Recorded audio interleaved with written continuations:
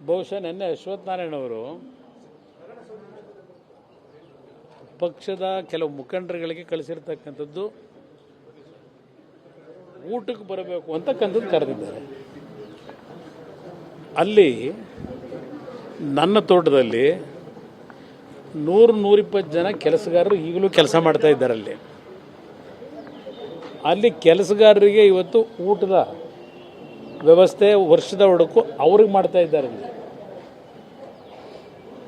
ನಾವು ಕಾರ್ಯಕರ್ತರಲ್ಲ ಲೀಡರ್ಗಳು ಇವತ್ತು ಎಲೆಕ್ಷನ್ ಸ್ಟ್ರಾಟಜಿಗೆ ಸೇರ್ತಕ್ಕಂಥದ್ದೇನಿದೆ. ಅಲ್ಲಿ ಕಾಂಗ್ರೆಸ್ನವ್ರು ಏನೋ ಹೆಡ್ ಆಫೀಸು ಅದೇನೋ ಏನೋ ಏನೋ ಕಳಿಸೋರಂತಲ್ಲ ಯಾವುದೋ ಫೋಟೋಗಳು, ಅದು ಹೆಡ್ ಆಫೀಸೇ, ಅದು ಶಕ್ತಿ ಕೇಂದ್ರ. ಅದು BJPಗೆ ಯಾವ ರೀತಿ ಕೇಶವ ಕೃಪಾ ಇದೆ ಅದೇ ರೀತಿಯಲ್ಲಿ ನನ್ನ ಪಕ್ಷದ ಕಾರ್ಯಕರ್ತರಿಗೆ ಅದು ಕೇಶವ ಕೃಪಾ ಇದ್ದಾಗೇನೆ. ಅದು ನನ್ನ ಪಕ್ಷದ ಕಾರ್ಯಕರ್ತರಿಗೆ ಅದು ಶಕ್ತಿ ಕೇಂದ್ರವೇ. ನನ್ನ ಪಕ್ಷದ ಕಾರ್ಯಕರ್ತರಿಗೆ ಏನು ಕಾಂಗ್ರೆಸ್ ಆಫೀಸಲ್ಲಿ ಶಕ್ತಿ ಕೇಂದ್ರ ಮಾಡ್ಕೊಳ್ಳ, ನಾನು ಹೆಡ್ ಆಫೀಸ್ ಮಾಡ್ಕೊಳ್ಳೋಕ್ಕಾಗುತ್ತಾ? ನನ್ನ ತೋಟದಲ್ಲಿ ನಾನು ಹೆಡ್ ಆಫೀಸ್ ಮಾಡ್ಕೊಂಡ್ರೆ ಇವ್ರಿಗೇನು ಕಷ್ಟ? ಆಮೇಲೆ ಅದು ಎಂಥದ್ದು ಟ್ವೀಟ್ ಮಾಡೋರಲ್ಲ, ನಾನು ರಸ್ತೆಯಲ್ಲಿ ತೂರಾಡಲಿಲ್ಲ ಮೇಕೆದಾಟು ಹೆಸರಿನಲ್ಲಿ ನೀವೇ ತೋರಿಸ್ತಾ ಇದ್ದೀರಲ್ಲ. ಪಾದಯಾತ್ರೆ ಮಾಡಬೇಕಾದ್ರೆ ರಾತ್ರಿ ನಾನು ತೂರಾಡಿದ್ದು ಯಾರಪ್ಪ?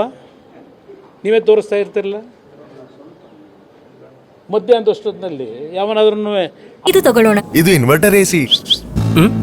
ನೀವು ಗ್ಯಾಮ್ಲರ್ ಅಲ್ವಾ? ಗ್ಯಾಮ್ಲರ್ ಜೂಜಾಡ್ತಿರಲ್ವಾ? ನೀವು ಜೂಜಾಡ್ತೀರಾ? ಇಲ್ಲ, ಯಾರು ಏನು ಹೇಳಿದ್ರು ಅಂತ ನೀನು ಎಷ್ಟು ಕಾಸ್ಟ್ಲಿ ಹಾಗೂ ಡೆಲಿಕೇಟ್ AC ತಗೊಂಡು ಸ್ಟೆಬಿಲೈಸರ್ ತಗೊಳ್ಳಿಲ್ಲ ಅಂದ್ರೆ ಇದು ಜೂಜಾಟ ತಾನೇ. ಒಂದೇ ಫ್ಲಕ್ಚುಯೇಷನ್ ಗೆ ನಿಮ್ಮ ಇನ್ವರ್ಟರ್ AC ಪಾರ್ಟ್ಸ್ ಡ್ಯಾಮೇಜ್ ಆಗಬಹುದು. ಅದನ್ನು V-Guard ಉಪಯೋಗಿಸಿ ಸುರಕ್ಷಿತವಾಗಿರಿಸಿ. V-Guard, India's #1 stabilizer. ಆ ಕಾರ್ಯಕ್ರಮ ಮಾಡ್ತಾರೆ ತೂರಾಡಕ್ಕೆ. ಸ್ವಲ್ಪ ಎಚ್ಚರಿಕೆಯಿಂದ ಮಾಡಿ ಈ ಟ್ವೀಟ್ ಮಾಡೋದು. ನಮಗೂ ಸ್ವಲ್ಪ ತಲೆಯಲ್ಲಿ ಜ್ಞಾನ ಇದೆ ನಮಗೆ. ಅದರಿಂದ ಇವತ್ತಿನ ಎಲೆಕ್ಷನ್ ಕಮಿಷನ್ನ ಏನಂತ ಯಾರೋ ತಹಶೀಲ್ದಾರ್ಗೋ ಯಾರಿಗೋ 2 ನಿಮಿಷಕ್ಕೂ ಫೋನ್ ಮಾಡಿ ಸರ್ಕಾರದ ದುರುಪಯೋಗ ಪಡಿಸ್ಕೊಂಡು ಮಾಡ್ತಾ ಇದ್ರಲ್ಲಿ ಏನೂ ಸಿಗೋದಿಲ್ಲ. ಅಲ್ಲಿ ನಿಮಗೆ ಏನೂ ಸಿಗೋದಿಲ್ಲ ಅಲ್ಲಿ. ಆದರೆ ನನಗೇನು ಗೊತ್ತಿಲ್ವಾ ಇಷ್ಟು ಚುನಾವಣೆ ನಡೆಸ್ದ ನನಗೆ? ನೀವು ನನಗೆ ಗೊತ್ತಿತ್ತು ಅದೆಲ್ಲ, ನನಗೇನು ಗೊತ್ತಿಲ್ಲ ಅಂದ್ಕೊಂಡಿದ್ದೀರಾ? ಇಷ್ಟು ಚುನಾವಣೆ ನಡೆಸಿದನಿಗೆ, ಇಷ್ಟು ದಿವಸ ರಾಜಕೀಯದಲ್ಲಿದ್ದನಿಗೆ ಈ ಟೈಮಲ್ಲಿ ಏನು ಮಾಡ್ಬೋದು ಅನ್ನೋದು ನನಗೇನು ಗೊತ್ತಿಲ್ವಾ?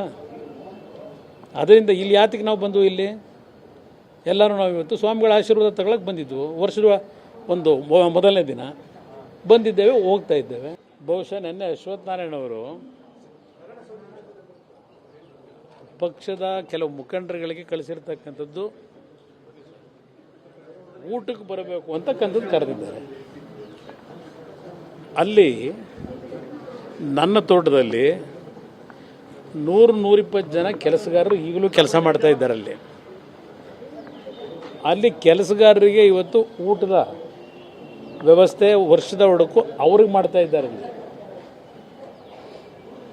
ನಾವು ಕಾರ್ಯಕರ್ತರಲ್ಲ ಲೀಡರ್ಗಳು ಇವತ್ತು ಎಲೆಕ್ಷನ್ ಸ್ಟ್ರಾಟಜಿಗೆ ಸೇರ್ತಕ್ಕಂಥದ್ದೇನಿದೆ. ಅಲ್ಲಿ ಕಾಂಗ್ರೆಸ್ನವ್ರು ಏನೋ ಹೆಡ್ ಆಫೀಸು ಅದೇನೋ ಏನೋ ಏನೋ ಕಳಿಸೋರಂತಲ್ಲ ಯಾವುದೋ ಫೋಟೋಗಳು,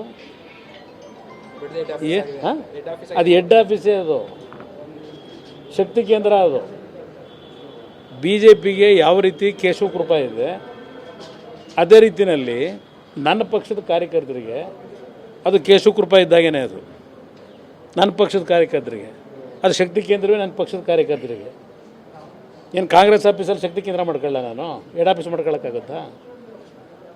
ನನ್ನ ತೋಟದಲ್ಲಿ ನಾನು ಹೆಡ್ ಆಫೀಸ್ ಮಾಡ್ಕೊಂಡ್ರೆ ಇವ್ರಿಗೇನು ಕಷ್ಟ? ಆಮೇಲೆ ಅದು ಎಂಥದ್ದು ಟ್ವೀಟ್ ಮಾಡೋರಲ್ಲ, ನಾನು ರಸ್ತೆಯಲ್ಲಿ ತೂರಾಡಲಿಲ್ಲ ಮೇಕೆದಾಟು ಹೆಸರಿನಲ್ಲಿ ನೀವೇ ತೋರಿಸ್ತಾ ಇದ್ದೀರಲ್ಲ.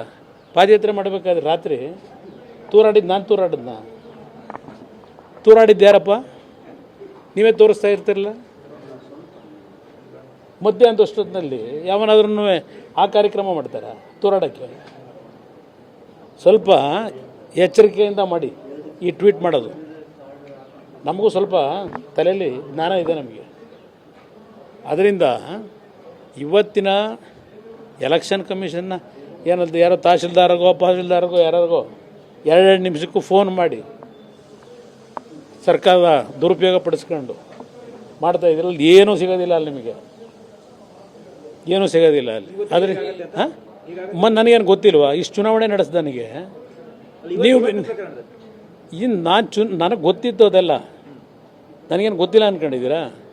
ಇಷ್ಟು ಚುನಾವಣೆ ನಡೆಸಿದನಿಗೆ, ಇಷ್ಟು ದಿವಸ ರಾಜಕೀಯದಲ್ಲಿದ್ದನಿಗೆ ಈ ಟೈಮಲ್ಲಿ ಏನು ಮಾಡ್ಬೋದು ಅನ್ನೋದು ನನಗೇನು ಗೊತ್ತಿಲ್ವಾ? ಅದರಿಂದ ಇಲ್ಲಿ ಯಾತಕ್ಕೆ ನಾವು ಬಂದು ಇಲ್ಲಿ ಎಲ್ಲರೂ ನಾವು ಇವತ್ತು ಸ್ವಾಮಿಗಳ ಆಶೀರ್ವಾದ ತಗೊಳಕ್ಕೆ ಬಂದಿದ್ವು. ವರ್ಷದ ಒಂದು ಮೊದಲನೇ ದಿನ ಬಂದಿದ್ದೇವೆ, ಹೋಗ್ತಾ ಇದ್ದೇವೆ.